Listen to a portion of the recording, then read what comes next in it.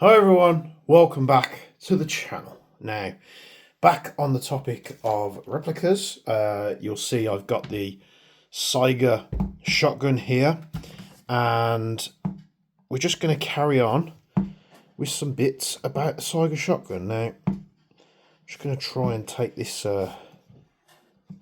suppressor off here. There we go. It's just grabbing up on that O-ring that was fitted, and I hope you've enjoyed the Saiga build. There's many requests people have put in about other replicas that I've covered, one most importantly the Scar L from Guns Modify. Don't worry, we'll be getting back to that, and it's just a lot of things have been going on video wise that it hasn't been back on the channel as yet, but it is coming. So what we're looking at the Saiga about today, and you'll notice one key change if you've been following the series, that the stock is no longer tan, it is indeed black. And the way that I achieved this was I completely stripped all this apart, and I actually used a synthetic RIT dye, which I just bought off Amazon. And to cut a long story short, because I know some people are going to say, well, do a video on how you done it. I don't really need to, because there's loads of videos on YouTube on how to do this, but basically you get the synthetic RIT dye. You use a pan or whatever you want to use to boil water. So I got the water in, poured the whole tub of, like, a little tub of RIT dye in, which was like a graphite colour, I think it is, the synthetic stuff. So I filled the whole tub in with a dye, and then basically filled that tub up again with acetone, poured that in, and the acetone apparently makes the plastics accept the dye. Coughing fit, apologise. So basically the acetone helps the plastics absorb the dye, and now that it's black, I'm sure many of you will be saying it looks so much better, and I think it does. So if this didn't take, I was just going to Cerakote it anyway. So now it's all black, it's looking good. But what we're going to be talking about today, and we're going to talk about magazines, but not this one. We're going to be talking about the HPA adapter. Now this one is from Airtac, who are over in Ireland. I've covered many Airtac products on the channel before, but I think this is going to make more sense to run it, and this is being built as a fun gun, not as a serious gun. So I could get a bunch of these, like I've said in previous videos, get the big 90 rounder mags, but they are huge, and finding pouches for them is more difficult. So I'm hoping we can put this in. Now I think I did insert this just to try it before the video, and I did insert an M4 mag, and I was concerned basically that I was going to have to get the short EPM1 mags, otherwise this thing was going to be ridiculously long sticking out here, and I wasn't going to like it. But honestly, I do have, you know, an EPM1 mag, which these adapters work absolutely phenomenal with. There's hardly any wiggle in there at all. Fits really nice. And let's get it installed. So you buy these from Airtac now. They come with all the bits and pieces you see on here. So previously, I think it came as a kit, and you'd have to steal like the gas router and stuff from your original mag and the feed lips and such. Now you buy this from Airtac, it comes ready to work. So it's ready to go in. I'm not sure if you have to install these as with the bolt back, so I'm just going to cautiously fit this in here, and we just fit this like a normal mag until that notches back. You'll have heard it there. So it notches back, then it's ready to go. We can let this forward. The other thing that I'm going to do before we get to this is I'm going to remove this charging handle. And the reason for that is basically a lot of people have said that these can actually snap off the handles off the bolts, and I don't really want that to happen. So I'm going to remove it for now, because getting spares for these Marui bits and pieces is a pain in the backside.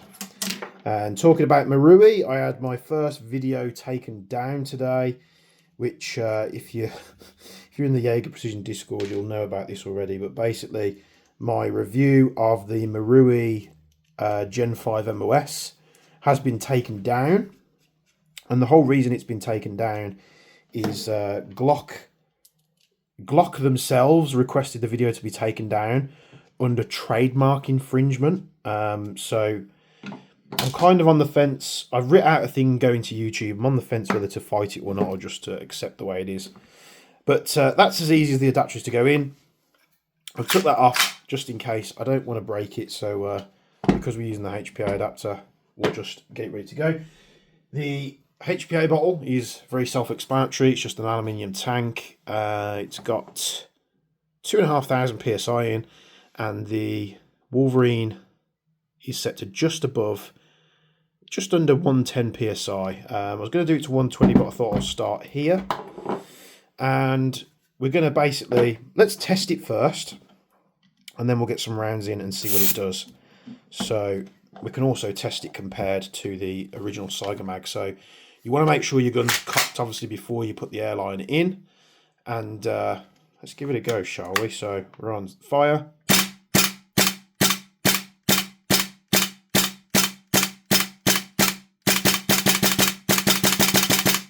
That actually runs really well. Every shot is the same amount of kickback that you'd imagine. If we put the EPM one in, I don't think it actually looks that bad. On camera, it looks massive, but in person, bear in mind, I'd seen pictures with this adapter and with this mag, and I was saying to the regulars on Discord, it just looks weird. I don't like how far it sticks out. I'm going to have to go with the EPM one S's, which are short, which are like this big. But then I just put it in because I had one. I was like, you know what? It just feels like an AK mag. It's not that much.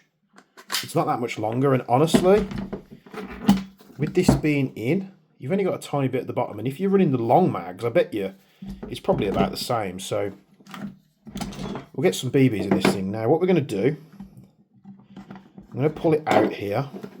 I'm going to take both these mags. I do have my Vanguard, which I'm going to use to help me out here in the interest of time, because filling these EPM ones can be a task in itself because they hold 250 rounds. So 0.3s, I tip some in here. That should be enough. I'll load this down like so.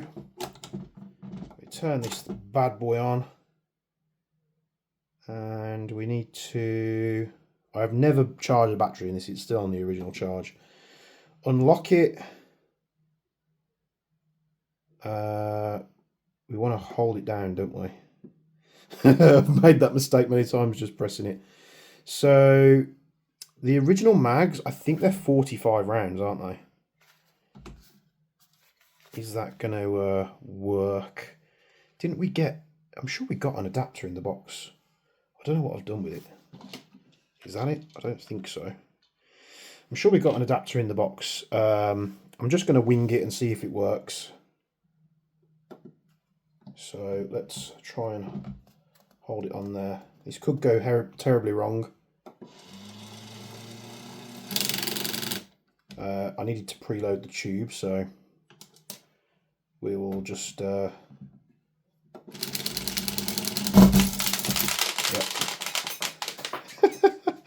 What is it without a bit of mess, you know? So that's ready to go. We can hold this down again.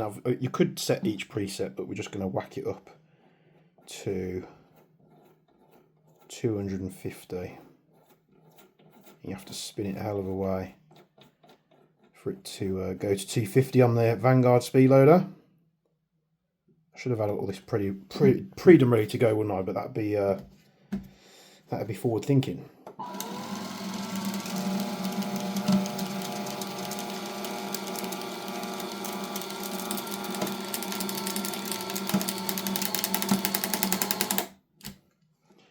And that is one full EPM1 mag with 250 rounds. So let's get rid of this adapter.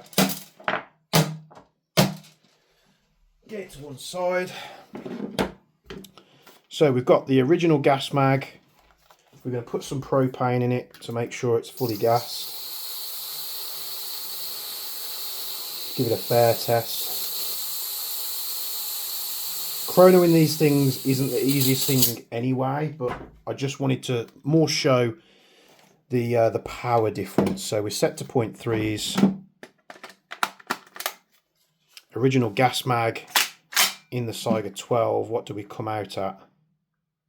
We're coming out at 1 joule on a 0.3. 1.1 joule on a 0.3. So just so we've got a baseline, and obviously running the Saiga, you get about 15 shots. Everybody knows how that works. I bet you there's many of you screaming at the camera like, get on with it, fat man. So we put the adapter in, and this is how easy it is to adapt. There's nothing else you really need to do. And we can take our EPM1 and see, first let's see if it runs. Yes, it does. This is set to just under 110 psi, so we'll see what power it does. Yeah, so we're just below. So about 120 psi is where you want to be for propane or green gas, depending on what gas you use. So just under 110 psi is at 0.952 joules on a 0.3. But the most important thing is we could just rock this. So this might cause a mess.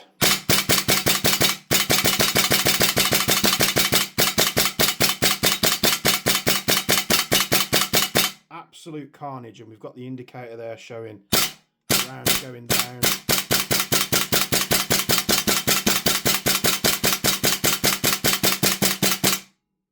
And we're empty.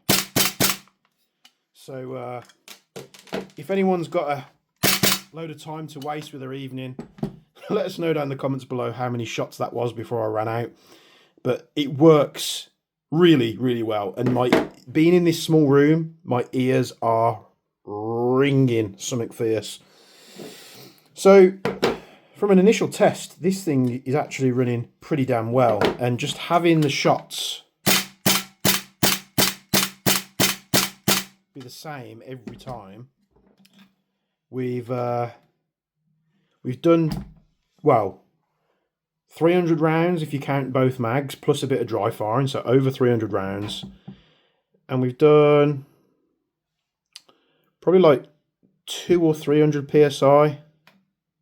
So it was about 2.5 on it, so about 200 psi at the tank does 300 rounds. So it's going to last a while. It's going to be very gas hungry because of the system.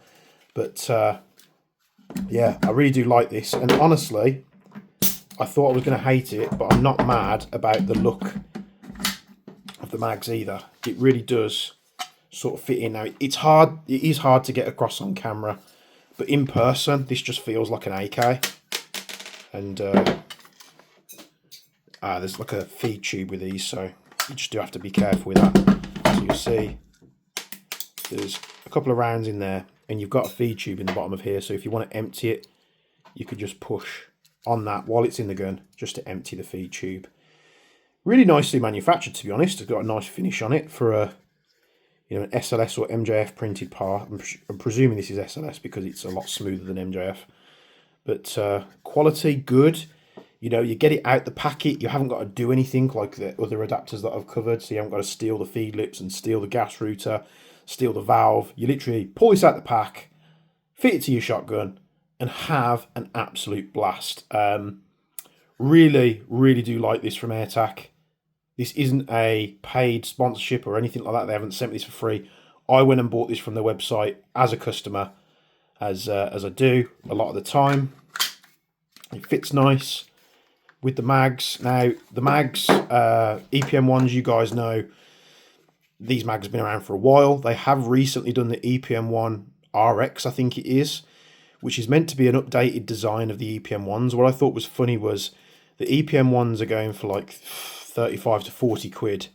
And I managed to get the EPM one RXs, which is the new version, cheaper than these from the shop that I bought them from. I think I bought them from HPA UK. So they have a grey internal shell. Apparently they've updated the moulds to make them run even better. So I bought a bunch of them because I plan to run them with this Saiga-12. And yeah, hope you like it. Hope you like this. Sorry about my rant about Glock, but it saves me doing a whole video based around that situation. So if you are a YouTuber and you've covered Marui G replicas, be very careful. They pursued me for trademark infringement. I don't know what that entails. Like I say, I'm on the fence whether to sort of fight it or not with YouTube. I think we all know how that's going to go, aren't we? I put an appeal in, they're just going to reject it. But no detriment to my channel at the moment. But, you know, it could be one of them. So if you... And this is the conversation I have with YouTube. There's tons of people on YouTube with higher view counts than I've got that have covered that platform, and they're fine, they're on there. So it's either a case of it's in like already in the pipeline that they're going to get chased for it as well, or it's a case of the Glock's just come after me for some reason and I have no idea why. So there you have it. Sorry to hijack this video to talk about it, but there you have it, the Saiga-12 HPA adapter from Airtac. Really cool product, works really well, fit it straight out of the box. You haven't got to do any malarkey like you used to have to do with the adapters when they first came out, and it runs well on EPM1. So the Saiga is shaping up to be an awesome platform. I did take the suppressor off just because it was going to be super long in the video. I like it now with the black stock. I don't know how much the die is going to hold up to abuse, but I'm sure we'll find out. Worst case scenario, I can always Cerakote it or do something else. So I think it does look better though. So thank you very much for tuning to this video. Like, comment, subscribe, all that good stuff. Let me know what you think down in the comments below. If you counted how many shots I got out of that EPM1, don't just do the maths because it's not going to be accurate, you know, because you've got feed tube here, which holds a few BBs. Count how many fed shots I made, and put it down in the comments below. First one to get it right gets a cookie. Thanks very much for tuning in. And as always, from me and Bench, we'll see you in the next one.